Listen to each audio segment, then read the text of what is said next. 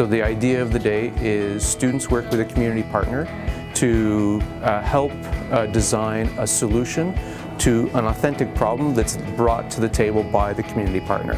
So today we have Southlake Regional Health Centre, and the problem revolves around post-operative falls, specifically in geriatric patients. One of the most important parts of a design thinking process is the empathy and need finding. This is the part where the students, having had their challenge briefing, go out and learn deeply from different perspectives so that they can really understand. And that's when we engage our community partners to come in with their expertise and show us different perspectives on the problem. So there were a lot of fun activities that I got to participate in today, and one of them was being able to try on a geriatric suit. So the purpose of the activity was to simulate what a senior would feel if their back was hunched over, if their body was being strained. We need to educate consumers that there is a problem, because a lot of people don't see it. Addressing the problem and educating people about the problem allows them to understand that there is a problem and then understand that there are solutions. This morning we had the students come in and we provided them with an Indigenous awareness food sustainability campaign. And basically we just spoke to how important it is to understand the crops that Indigenous people have always cherished, which are beans, corn, and squash. So once we've done our empathy finding, we go into defining a narrower statement. This is the part where each group figures out what they want to work on and ideate around. Ideation is when students bring together all the different thinking they have about how they might build solutions, and we mash them together to come up with something really viable. From there we do prototyping, where they start to do what's minimally viable, or to show people even the basic outline of where they're going with their thinking.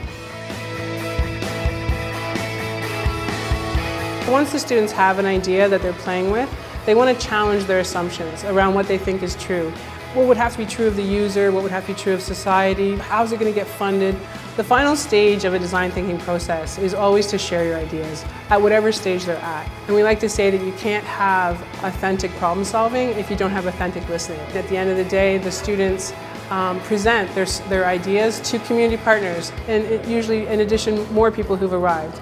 And they pitch their solutions, and then they pitch to another group, and they get feedback in between. And so over the course of that hour, their skills improve, the idea improves. It's a huge interactive event. They talk to each other deeply about the problem for the final section of the day. Today was so good. Today was actually a really great time for us to be creative and to talk to other people just about maybe issues we weren't aware of, or issues we were aware of and didn't understand them and the complexities of them. And it was also a great time to talk about solutions, because I think a lot of the time we focus on problems, and today we were really able to come up with innovative solutions for those issues, and to think about how can we implement these changes and what barriers do we have to doing that, but how can we tackle those barriers. And so it was a really sustainable but also like a very empowering discussion that we had. We've learned that there's so much more to everything than you may think there is at face value. We're kind of learning to see things from an entirely different point of view. When you go to events like these, seminars like these, where you have a bunch of very inclusive people and very unique and creative minds, and you get, the blood flowing, you kind of see the creators coming out in all of us, and I think that's really important.